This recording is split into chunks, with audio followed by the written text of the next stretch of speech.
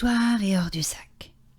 Il était une fois, il y a très longtemps, dans une contrée lointaine, bien au-delà de la ligne bleue de l'horizon, un petit animal sans poils, sans amis et sans défense.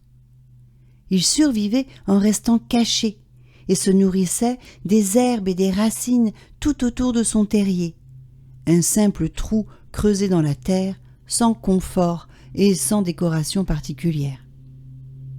Il ne pouvait guère sortir explorer le monde alentour car il était sans poils et il avait froid, sans amis et il avait peur, et sans défense et il attirait beaucoup de prédateurs. « Pourquoi suis-je le seul de mon espèce ?» se demandait le petit animal, sans poils, sans amis et sans défense. « Pourquoi n'ai-je pas une famille, un papa, une maman, des frères, des sœurs, des cousins, des cousines pour me tenir compagnie ? Comment suis-je arrivé là et quel est le sens de ma vie ? Est-ce que je vais devoir rester si seul et caché tout le temps de mon existence ?» Un jour qu'il se morfondait, une petite chenille processionnaire vint à passer par là. Ravi de pouvoir enfin parler à quelqu'un, le petit animal lui demanda : « Toi qui voyages et qui connais le monde, sais-tu qui je suis ? Et quel est mon rôle sur la terre ? » « Je n'ai pas la réponse à cette question, » répondit la chenille. « Mais qui pourrait m'aider ? » « Il y a bien le dieu Kraki-Yuto qui vit tout en haut de la montagne de verre. Lui, il a toutes les réponses. Il pourrait assurément te répondre. »« Kraki-Yuto ? Mais me parlera-t-il ? Je suis si misérable. » Kraki-Yuto parle à tous ceux qui parviennent jusqu'à lui. Son domaine se nomme l'arbre de vie, et il est si haut, si difficile à atteindre, la route est si semée d'embûches que seuls les braves y arrivent. Beaucoup ont essayé, et peu en sont revenus. Je ne peux pas continuer à vivre ainsi. Je repartirai donc, et je trouverai l'arbre de vie et Kraki-Yuto le dieu. Vraiment ? Peux-tu poser une question pour moi ? Bien sûr. Que veux-tu savoir ? Je voudrais savoir pourquoi personne ne peut me toucher sans tomber malade. Cela me rend bien malheureuse. Je poserai ta question, c'est entendu. Et le petit animal sans poils, sans amis et sans défense, prit son courage à deux mains, son petit baluchon et partit vers la montagne de verre. Il longea tout d'abord des champs de fabuleuses fleurs multicolores, des roses, des jonquilles, des tulipes, des rhododendrons, puis des tournesols, des coquelicots. Tous ces parfums, toutes ces couleurs merveilleuses lui tournaient la tête du petit animal. « Comme le monde est beau !» pensait-il. Puis vinrent les collines, verdoyantes, rondes et douces, et le petit animal était aux anges. Juste derrière une colline, il rencontra un vieillard courbé en deux et absorbé dans la contemplation d'une abeille en train de butiner une fleur. « Bonjour, » dit le petit animal. « Je vais voir le dieu Kraki-Yuto pour lui poser ma question. Êtes-vous l'un de mes prédateurs ? » « Ma foi, je ne sais pas qui tu es. Je n'ai jamais rencontré d'animal comme toi. Je suppose que je suis l'un de tes prédateurs, puisque je suis un homme, et l'homme est à peu près le prédateur de tout le monde. Mais moi, je suis un amoureux de la nature. Je ne mange pas les animaux. Je ne me nourris que de plantes, de fruits et de légumes. Tu n'as rien à craindre de moi. Puisque tu vas voir le dieu Kraki-Yuto, peux-tu lui poser une question pour moi ? Bien sûr. Quelle est votre question, vénérable vieillard végétarien ? Je voudrais savoir pourquoi mes enfants ne me parlent plus. J'ai pourtant fait de mon mieux pour leur apporter tout ce dont ils avaient besoin quand ils étaient jeunes, mais une fois adultes, ils sont partis et n'ont plus voulu me revoir. Je me demande ce que j'ai mal fait. Je poserai votre question. Pour te remercier, je te donne un petit chandail que j'ai jadis moi-même tricoté. Il te tiendra chaud, toi qui n'as pas de poils. » Le petit animal reprit sa route. Comme il était agréable de ne plus sentir la fraîcheur de l'air sur sa peau et de se sentir bien au chaud dans le chandail du vieil homme. D'autant plus qu'il arrivait au premier contrefort de la montagne et que le froid allait devenir de plus en plus mordant. Le paysage devenait aride, pierreux, difficile. La pente était dure à grimper.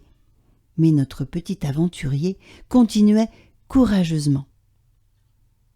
Il se trouva soudain au milieu de la neige, nez à nez avec un lion aux dents de sabre, le plus redoutable de tous les félins de la montagne. « Ah, comme vous êtes beau !» s'écria le petit animal impressionné. « Vraiment ? Tu me trouves beau ? » ?»« Ah oui, vous êtes si fier et si majestueux, avec votre crinière somptueuse et votre dentition impressionnante, votre poil fauve et lustré. Oh, j'aimerais tellement être comme vous. Moi, je suis sans poil, sans amis et sans défense. D'ailleurs, je suppose que vous allez me manger. »« Tu as de la chance, j'ai déjà pris mon repas aujourd'hui et je n'ai guère faim. Où vas-tu ainsi, petit animal sans poil, sans amis, sans défense ? » ?»« Je vais voir le dieu Kraki-Yuto pour lui poser ma question et aussi celle de quelques amis. »« Je ne croyais que tu n'avais pas d'amis. »« Eh bien, oui. Je suppose que ce n'est plus tout à fait vrai aujourd'hui, puisque 2 personnes comptent sur moi. Peut-être que j'ai 2 amis, en vérité, à présent. » Et peut-être bientôt 3, si tu acceptes de poser ma question au dieu Kraki-Yuto. »« Bien sûr. Quelle est votre question ? » ?»« Oh, c'est embarrassant. Je voudrais savoir pourquoi ma femelle me traite mal. Je suis pourtant le plus beau et le plus puissant, et devant elle, je me dégonfle comme un ventre mou. Elle se moque de moi et me mène par le bout du museau. » »« D'accord, je poserai la question au dieu. » Le petit animal, sans poil, sans amis, sans défense, reprit sa route. Il affronta des dragons, des aigles, des orages et des tempêtes. Il fut enseveli 2 fois sous des avalanches, et enfin, il arriva un jour, épuisé, au pied de l'arbre de vie, là où vivait le dieu Kraki-Yuto. «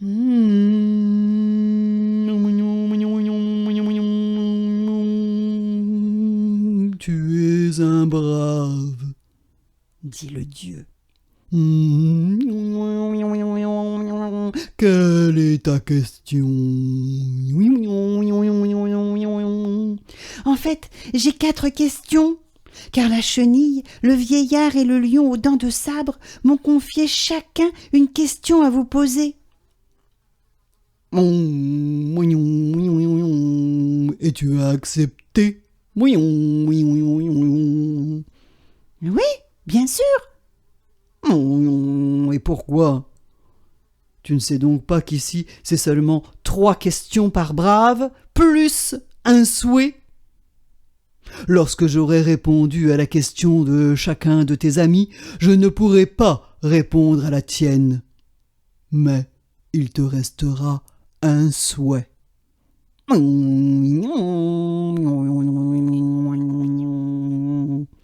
petit animal posa la question de la chenille, et le dieu répondit.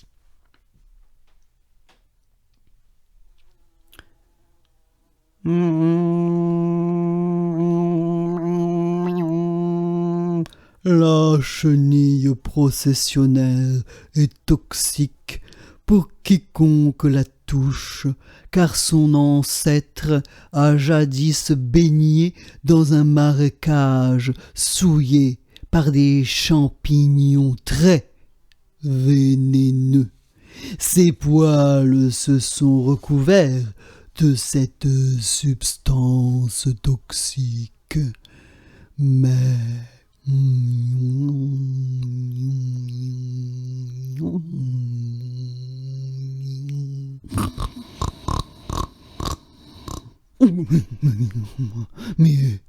Mais qu'elle s'en réjouisse, car ceci est sa défense, et c'est grâce à ses poils toxiques qu'elle peut survivre. Ainsi j'ai parlé.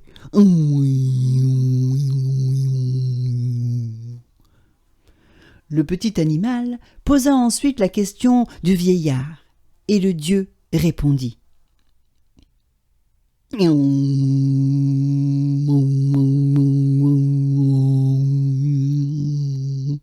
Le brave homme a bien élevé ses enfants, si bien qu'ils sont devenus libres et indépendants. Ils sont heureux sans lui, car il leur a donné tout ce dont ils avaient besoin lorsqu'ils étaient petits et qu'ils ne pouvaient pas se débrouiller tout seuls. Les enfants aiment leur père, mais ils n'ont plus besoin de lui. Qu'ils s'en réjouissent, car c'est là le signe d'une éducation réussie. Ainsi j'ai parlé.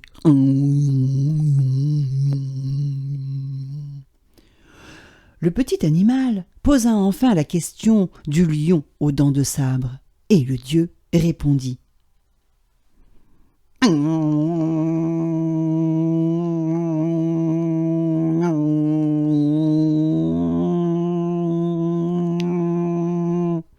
Sa femelle n'a pas sa force ni sa puissance. Elle est faible, malingre et manque de confiance en elle. Elle se fait malmener par les autres femelles du groupe dont elle a peur. Elle se venge donc sur lui, car elle sait que son amour pour elle est très grand.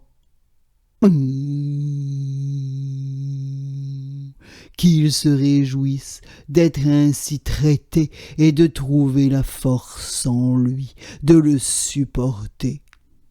Cela montre qu'il est capable d'aimer et qu'il fait preuve de sagesse.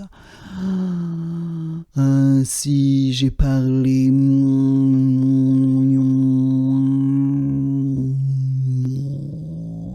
Maintenant, il te reste un souhait. Que désires-tu pour toi?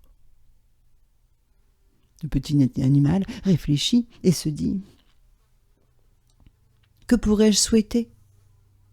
Je n'ai pas de poils, mais j'ai le chandail que m'a donné le vieillard. J'ai maintenant des amis qui vont trouver des réponses grâce à moi, et j'ai eu suffisamment de défense pour avoir survécu à ce grand voyage jusqu'à vous. Quant au sens de ma vie, je crois l'avoir moi-même compris. Ne désires-tu pas la gloire, la beauté, la richesse? Qu'en ferai-je? Je suis ce que je suis, et je peux m'en réjouir. Veux-tu la joie? Je crois l'avoir trouvée.